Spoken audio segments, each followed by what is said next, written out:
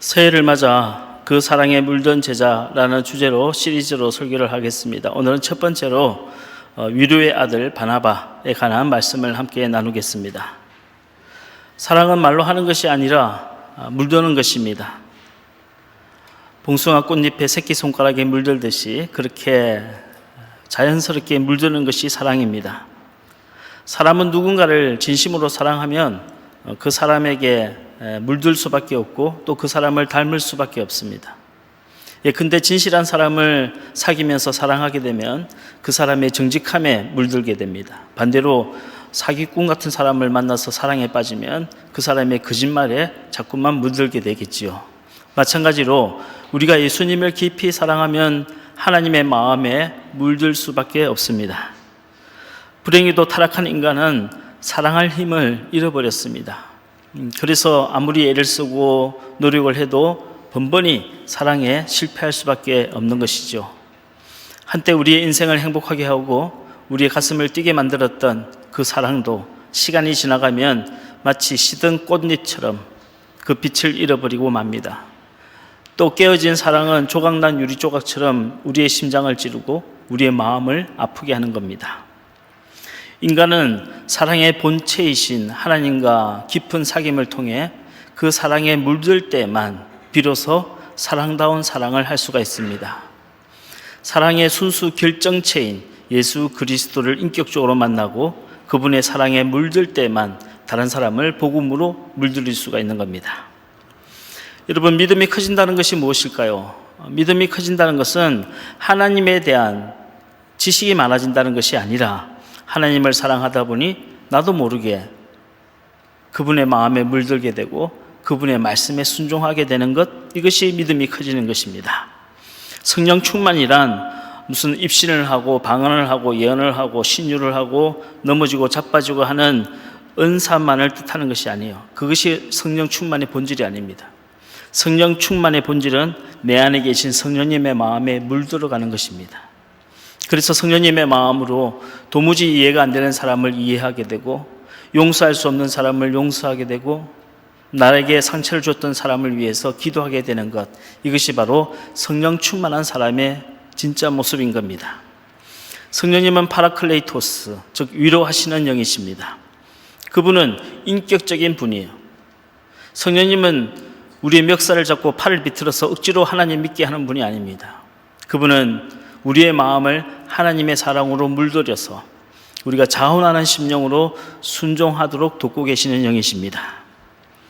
예수의 제자가 된다는 것은 항아리에 담겨져 있던 평범한 물이 만물의 주인 되신 그리스도를 만남에 좋은 포도주로 변한 것처럼 의미도 없고 감동도 없이 다람쥐 쳇바퀴 돌듯이 비루하게 살던 인생이 인생의 참 주인 되신 예수님을 만남에 그분의 인격과 그분의 성품으로 닮아가고 되어지는 것을 말하는 겁니다.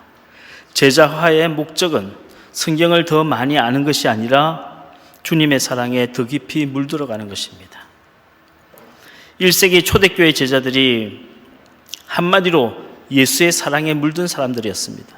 그들이 목숨을 걸고 예루살렘과 유다와 사마리아와 땅끝에 이르기까지 복음을 전할 수 있었던 것은 그들이 복음에 대한 지식이 충만했기 때문이 아니라 예수의 사랑에 흠뻑 젖어 있었기 때문이에요. 하나님은 영이십니다. 영이신 하나님은 책을 읽고 공부를 한다고 해서 내 것이 될 수 있는 분은 아니에요. 내가 그분의 사랑을 충만히 받고 그 사랑에 깊이 물들어가면서 하나님은 나의 아버지가 되시고 나는 그분의 사랑을 받는 자녀가 되는 것입니다. 여러분, 하나님의 사랑에 물들지 않는 사람이 능력을 받으면 어떻게 될까요? 어떤 일이 벌어질까요? 그 사람은 괴물로 변합니다. 은사를 함부로 남용하고 다른 사람을 겁박하고 하나님의 영광을 자기 것인 양 가로챕니다.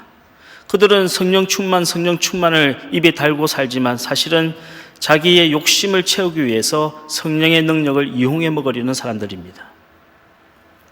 하지만 특별한 능력을 받지 못한다 할지라도 어떤 은사를 받지 못했다 할지라도 주님의 사랑에 물든 제자가 되면 그 사람은 하나님의 섭리 안에서 살아가게 됩니다. 또한 다른 사람의 영혼을 구원할 수 있는 것입니다. 믿음의 본질은 능력을 받는 것이 아니라 그 사랑에 물드는 것입니다. 우리가 구해야 할 것은 능력이 아니라 사랑입니다. 미네랄 온천수가 흘러넘치면 바닥에 있는 돌들이 다 붉은색으로 변합니다. 자작나무 숲에 가지나방 애벌레가 나무에 붙어 있으면요, 저절로 흰 솜털처럼 색깔이 변합니다. 마찬가지로 하나님의 풍성하신 은혜 안에 거하는 사람은 나도 모르게 그 사랑에 물든 제자가 되는 것이고, 나도 모르는 사이에 그리스도의 성품과 인격을 닮은 제자로 변해가는 겁니다. 문제는 우리가 그 은혜 밖에 산다는 겁니다.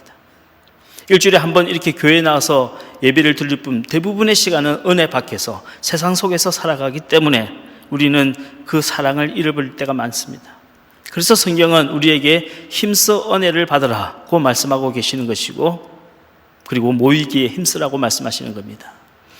이제 새해가 되었습니다. 저와 여러분, 새해에는 매 순간 매일마다 하나님의 은혜 안에 거하시길 바랍니다. 조금 더 힘을 내셔서 모이기에 힘쓰시고 더 은혜 받기를 간구하시는 저와 여러분 되시기를 주의 이름으로 축원합니다. 저는 이렇게 추운 겨울이 되면 늘 생각나는 시가 한 편 있습니다. 안도현 시인이 쓴 너에게 묻는다 라는 시입니다. 연탄재 함부로 차지 마라. 너는 누구에게 한 번이라도 뜨거운 사람이었느냐. 이게 시의 전부다예요. 참 간결하지요. 그런데 전곡에 찔린 것처럼 가슴이 뜨끔하지 않습니까? 화가 나서 연탄재를 발로 걷어차려고 하다가 문득 그런 생각이 드는 거예요. 저렇게 하얗게 재가 되어서 뒹구는 연탄재, 간밤에 누군가의 아랫목을 뜨끈뜨끈하게 데워줬을 텐데, 하얀 재가 되는 게 두려워서 누구 한 사람도 뜨겁게 사랑하지 못한 내가 과연 저 연탄재를 발로 찰 자격이 있는가 하고 생각이 드는 겁니다. 저는 대학 시절에 신촌에 있는 고갯마루 위에서 친구들과 자취를 한 적이 있습니다. 좁은 연탄길로 걸어 올라가면 양칠 지붕이 다닥다닥 붙어 있는 그런 마을이었어요. 겨울에 오늘처럼 눈이 많이 와서 골목길이 미끄러울까 봐 연탄재를 깨어서 뿌려놓아서 연탄길이라고 불렀습니다. 다들 시골에서 올라온 촌놈들이라 아침에 수도꼭지에 머리를 들이밀고 찬물로 머리를 감고 세수하는 것은 그 정도는 다 참을 수 있었어요. 몇 집에 하나밖에 안 되는 공중 화장실을 새벽부터 줄을 서서 기다리는 그것도 견딜만 했습니다. 하지만 가장 힘든 것은 추운 겨울밤에 일어나서 연탄불을 가는 일이었어요.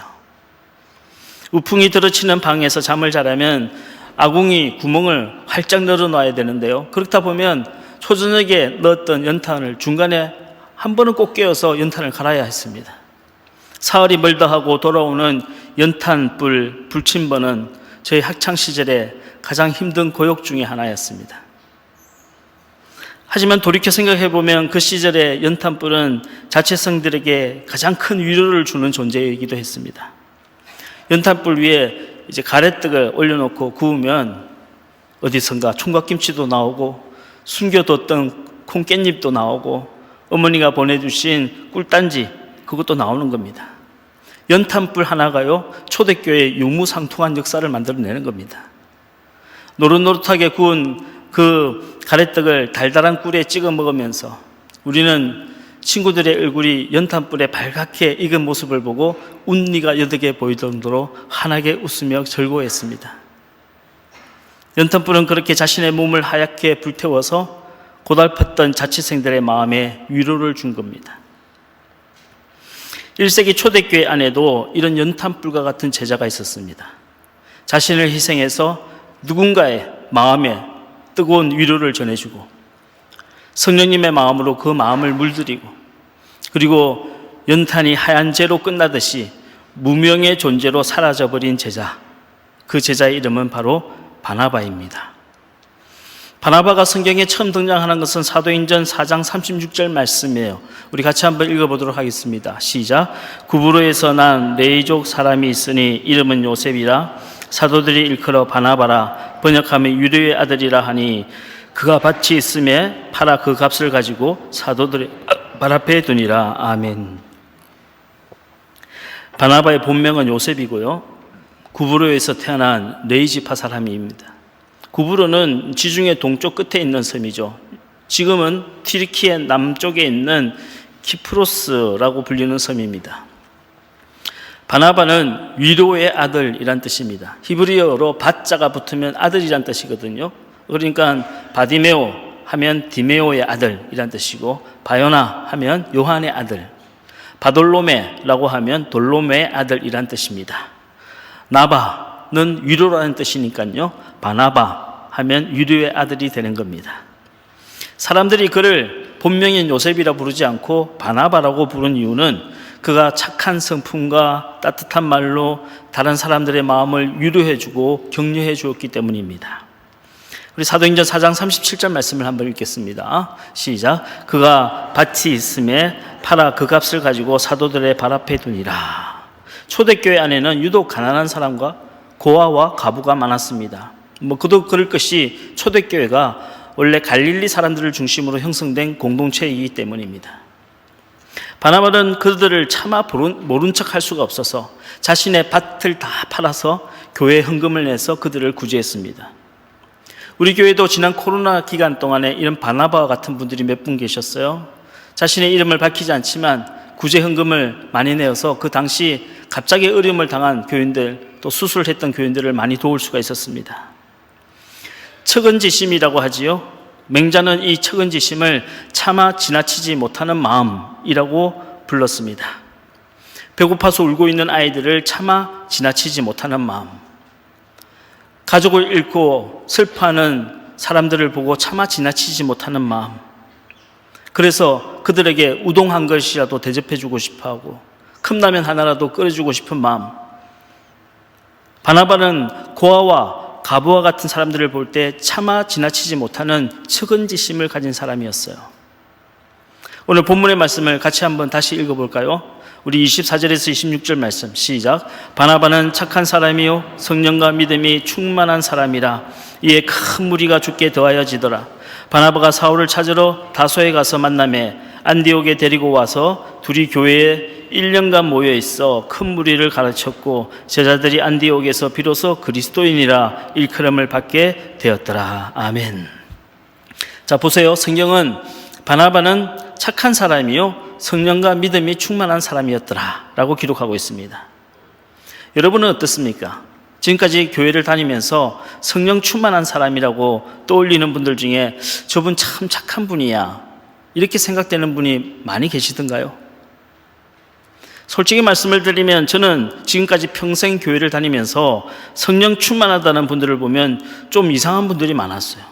일단은 목소리가 걸걸합니다. 사람을 쳐다보는 눈빛도 좀 특이해요. 믿음은, 하나님에 대한 믿음은 굉장히 좋은 것 같은데 독한 말을 잘해요.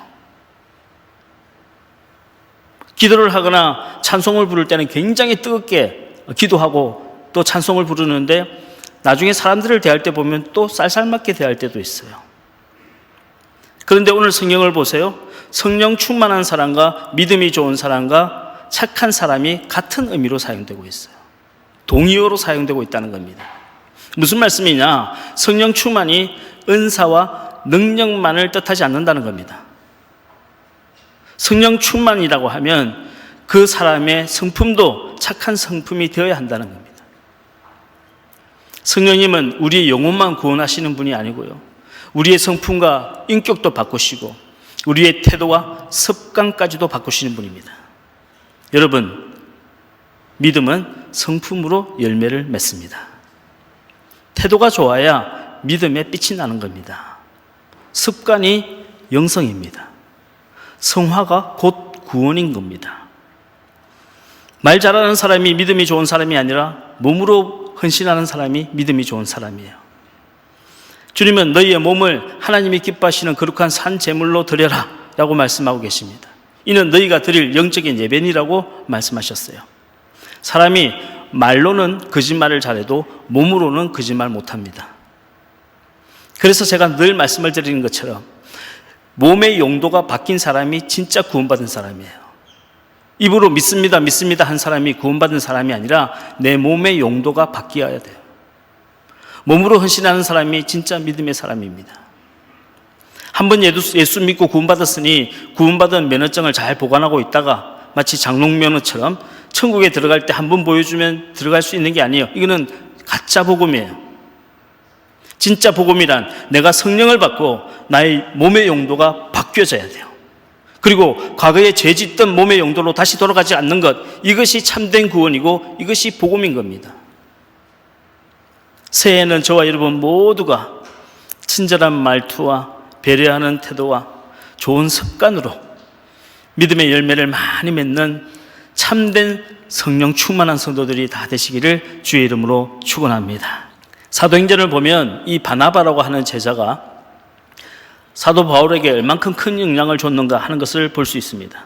바울은 원래 예수 믿는 사람을 잡아가두고 핍박하는 사람이었어요.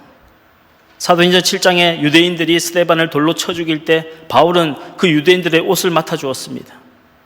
그리고 다메섹에 있는 그리스도인들을 체포하기 위해서 대제사장에게 체포영장을 받아가지고 다메섹으로 가는 길이었어요. 그런데 그 다메섹 도상에서 부활하신 예수의 영을 만나게 됩니다. 회개하게 되었어요. 그러자 초대교회에 적지 않은 소동이 일어났습니다. 다른 제자들이 그 바울을 계속 의심하고 두려워했기 때문에 바울이 교회에 들어오는 것을 굉장히 반대했던 겁니다. 사람이 쉽게 변할 수 있어? 고름이 변한다고 피가 돼? 사람은 고쳐서 쓰는 게 아니라 가려서 쓰는 거야.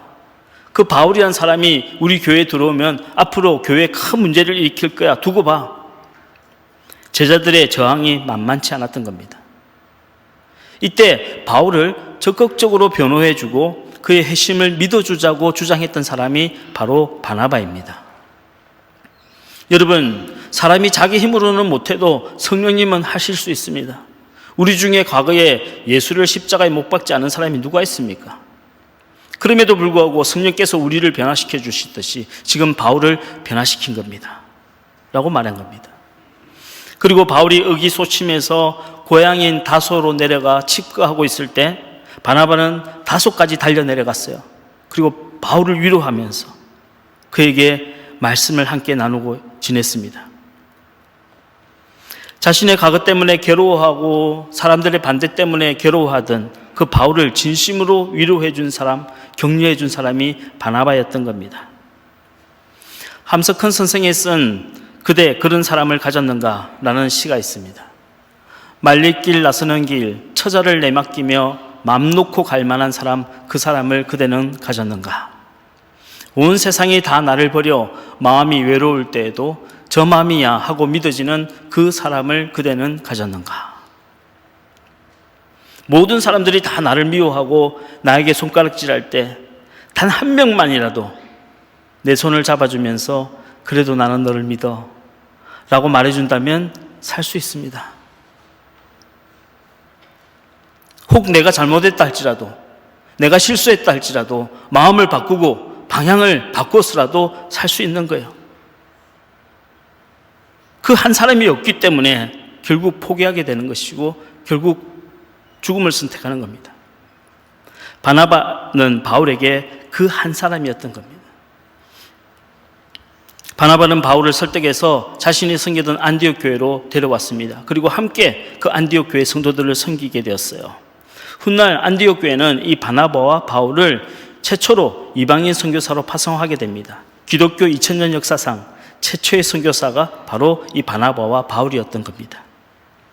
그런데 바나바와 바울이 함께 안디옥 교회를 섬길 때 얼마나 은혜가 넘쳤는지, 그 교인들이 얼마나 신실해졌는지 세상 사람들이 그때 비로소 처음으로 안디옥 교인들을 향해서 그리스도인, 크리스찬이라고 불렀던 겁니다. 26절 말씀을 같이 한번 읽겠습니다. 시작. 만남에 안디옥에 데리고 와서 둘이 교회에 1년간 모여 있어 큰 무리를 가르쳤고 제자들이 안디옥에서 비로소 그리스도인이라 일컬음을 받게 되었더라. 그리스도인, 크리스찬이란 명칭이 처음으로 생겨난 게 안디옥 교회였어요. 그리스도인이란 예수님께 속한 사람, 예수님을 닮은 사람이란 뜻입니다. 안디옥 교회 교인들이 기독교 역사상 최초로 그리스도인이라고 하는 인정을 받게 되고 불림을 받게 된 겁니다. 여러분, 세상 사람들이 우리를 그리스도인답다라고 인정해 주는 것은 교회 건물을 크게 짓고 사람들 눈에 보이게 많은 교인들이 늘어나서 인정해 주는 게 아니에요. 뭐 장로가 대통령이 되고 집사가 국회의원이 된다고 해서 세상 사람들이 우리를 인정해 주는 것 절대 아니에요. 뭐 목사가 TV에 나와서 유명해지고 교인들이 유명인이 많아진다고 해서 사람들이 우리를 인정해 주는가? 절대 그렇지 않습니다. 교인들이 서로를 사랑하고, 세상 사람 같았으면 벌써 멱살 잡고 싸우고 서로 고소하고 난리 났을 텐데 저 사람들은 왜 저걸 이해해 주고 용서해 줄까? 잘나고 똑똑한 사람이 세워지는 게 아니라 오히려 연약한 사람을 세워주고, 낙심한 자에게 용기와 위로를 하는 모습을 보면서 비로소 세상 사람들은 우리를 저 사람들은 예수를 닮은 사람들이구나, 그리스도인이라고 불러주는 겁니다. 모든 사람들이 바울을 미워하고 반대했을 때 바나바의 위로가 없었다면 우리가 알고 있는 위대한 사도 바울도 없었을 것입니다. 나와 다르다고 배척만 하면 건강한 교회는 세워질 수 없습니다. 맞는 말이라고 함부로 하면 실족한 사람을 세워줄 수가 없습니다. 바나바와 같이 따뜻한 마음으로 다른 사람의 마음을 진심으로 위로할 때 영적인 부흥이 일어나는 것입니다. 당시 바울은 이미 신학적으로 탁월한 사람이었습니다. 그는 당시에 최고의 학자였던 가말리엘의 제자였습니다. 하지만 이렇게 신학적으로는 탄탄하게 준비가 되어 있었다 할지라도 바울의 마음은 아직은 예수의 마음에 물들지 못했고 성령님의 마음에 물들지 못했어요. 바울의 마음을 예수의 마음으로 물들인 것은 바나바의 위로였습니다. 바나바와 함께 동역하면서 바울의 거칠고 욱하고 사나웠던 마음은 봉숭아 꽃잎에 새끼손가락이 물들듯,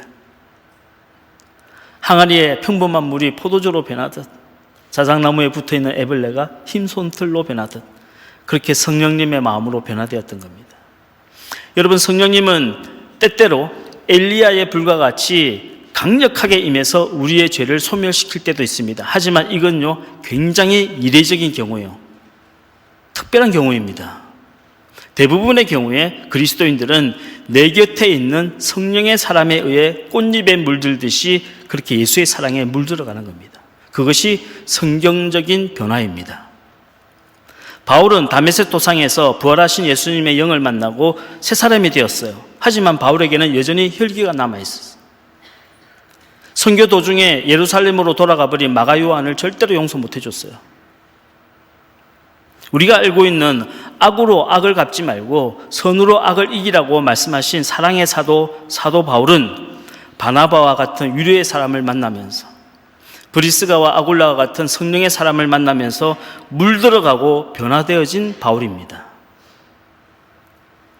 우리가 성령을 받고 거듭난 이후에 새 사람이 되긴 되지만 여전히 죄에 걸려 넘어지기도 하고 실족하고 시험에 빠지기도 합니다.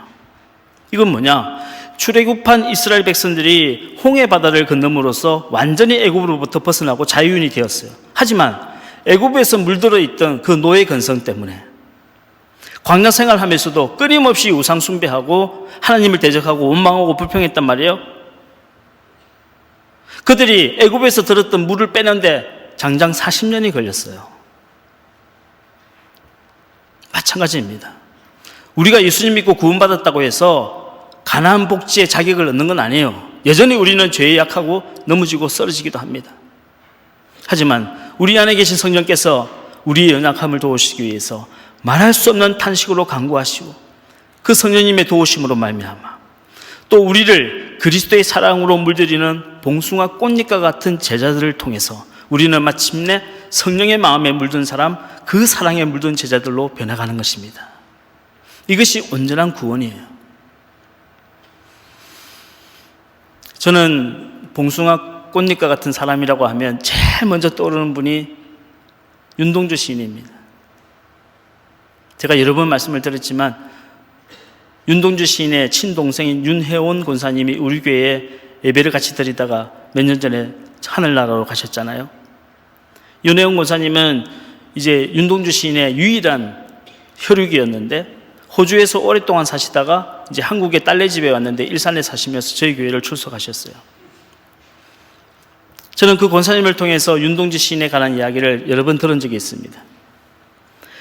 연희 전문학교 시절에 윤동주 시인은 여름방학이나 겨울방학이 되면 고향인 북간도 용정에 와서 그 한두 달 동안에 꼭 교회 학교 교사를 했습니다. 한 번은 그 교회의 아이들이 아래 동네에 있는 교회와 축구 시합을 하기로 했는데요. 시합이 있기 전날 밤에 부스로 끓이는 소리가 들려서 눈을 떠보니 이 오빠가 윤동주 시인이 재봉틀 앞에 앉아서 호롱불을 켜놓고 코를 박고 열심히 바느질을 하고 있더랍니다. 밤에 잠을 안 자고 뭐해 하고 물어봤더니 하는 말이 내일이면 아이들이 축구 경기에 나가야 되는데 그 아래 동네 교회는 어느 장로님이 헌금을 해서 아이들이 다 새 유니폼을 맞춰 입고 나온다는 거예요. 그런데 우리 교회 애들은 유니폼이 없으니까 평소에 입던 해진 저고리를 입고 나가야 되거든요. 애들이 경기를 하다가 얼마나 주눅이 들겠나 이런 생각이 드니까 저녁에 아이들 저고리를 다 받아와서 검은색 헝겊으로 번호를 다 쓰고 그걸 오려서 바느질을 하고 있었던 거예요. 그것이 윤혜원 여동생이 기억하는 오빠의 마지막 모습이었다고 합니다. 윤 권사님이 저한테 그런 이야기 하셨어요. 호롱불을 켜놓고 코를 박고 바느질을 하고 있는 오빠의 모습이 마치 디베라 바닷가에서 제자들을 위하여 숯불을 피워놓고 아침을 준비하시는 예수님의 뒷모습과 똑같다고 말이에요. 또 한 번은 연희 전문학교 시절에 윤동주 시인은 아현동에서 자취를 하고 절친이었던 5살 아래 전병욱 박사는 그 당시에 같은 학교를 다니면서 종로에서 자취를 하고 있었어요. 하루는 저녁에 그 종로에 있는 전병욱 박사의 집으로 이제 후배 집으로 놀러를 갔다고 합니다. 그래서 저녁을 해먹고 고구마도 삶아 먹고 밤새도록 문학에 대해서도 이야기하고 나라 이런 서름에 대해서도 이야기를 했어요. 그런데 시계를 보니까 자정이 지나갔어. 집으로 돌아가야겠다 생각하고 윤동주 시인은 떠났어요. 그리고 전병욱은 남아서 이부자리를 펴고 잠이 들었습니다. 한 2시간쯤 지났을까? 밖에서 부스로 끓이는 소리가 들려서 부엌에 나가봤더니 이 윤동주가요, 물에 빠진 쇠양지처럼 온몸이 젖어서 아궁이 앞에서 불을 지피고 있더랍니다. 깜짝 놀라서 형, 아까 집에 간 거 아니었어요? 여기서 뭐 하고 있는 거예요? 라고 물어봤더니 윤동주가 하는 말이 집에 갔는데 갑자기 비가 와서 하더랍니다.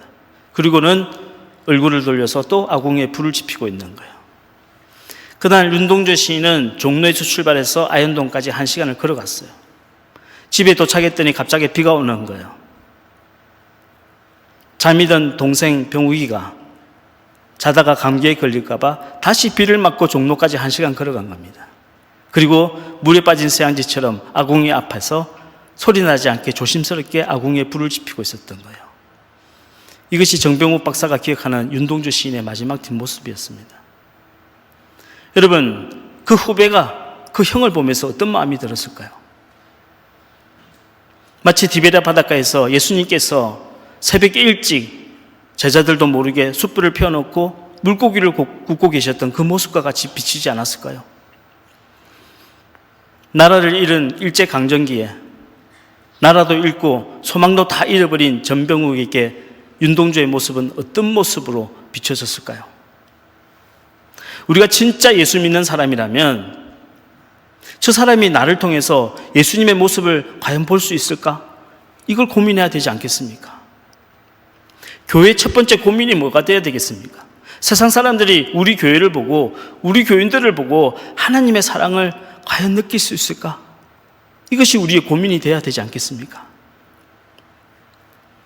하나님도 싫고 예수도 싫고 구원도 싫다는 사람들이야 뭐 어떻게 할 수는 없겠죠. 하지만 예수님은 좋은데 교인들은 싫다고 말한다면 어떻게 하겠습니까? 성경 말씀은 옳은데 교회는 틀렸다고 말한다면 어떻게 해야겠습니까? 우리가 그들을 보면 마음의 책임감이란 걸 느껴야 되지 않겠습니까? 여러분, 삼투압 현상이라고 들어보셨죠?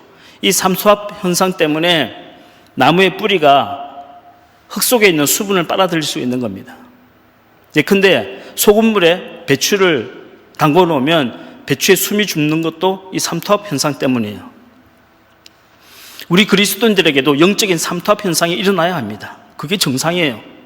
누군가 내 곁에 있으면 그리스도의 사랑에 물들어가야 하는 겁니다. 2025년 새해를 맞이해서 하나님께서는 저와 여러분을 꽃잎과 같은 제자들로 부르고 계십니다. 제 제일 큰 고민거리가 뭐냐 하면, 나중 일이지만 제가 은퇴할 때 우리 교인들 중에 누군가가 제게 찾아와서 평생 목사님 설교를 들었는데 맨날 봉숭아 꽃잎 이야기를 듣긴 들었는데 나는 아직도 하나님의 은혜가 뭔지 잘 모르겠어요. 이런 교인들이 혹시나 있을까 봐 그게 제일 두려운 거예요.